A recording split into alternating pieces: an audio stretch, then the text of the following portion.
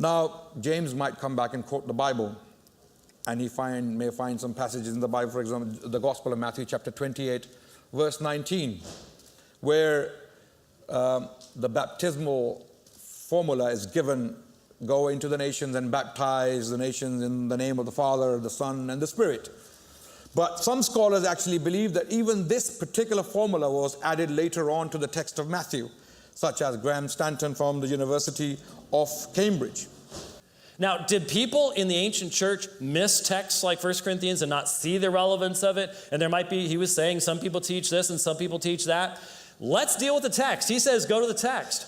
Okay, how about Matthew chapter 28, verses 19 through 20? As soon as I quote that, in his opening statement, Adnan says, well, there are certain people that say that's not in the original manuscripts.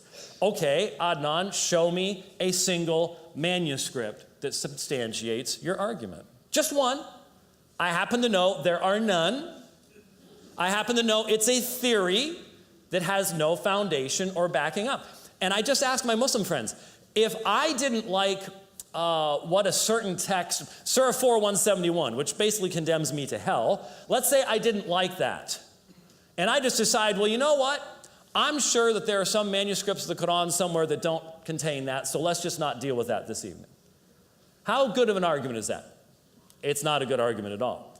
We shouldn't be using that kind of argument. So even when I show you texts where clearly, if you're baptized into the name singular of three persons that are distinguished from one another, each one of them is described as Yahweh by the New Testament writers. Like I said, you can't understand the New Testament unless you recognize that it's being written after the revelation of the doctrine of the Trinity. Peter was an experiential Trinitarian. He had walked with the Son. He had heard the Father speaking from heaven on the Mount of Transfiguration. He was now indwelt by the Holy Spirit. He was an experiential Trinitarian.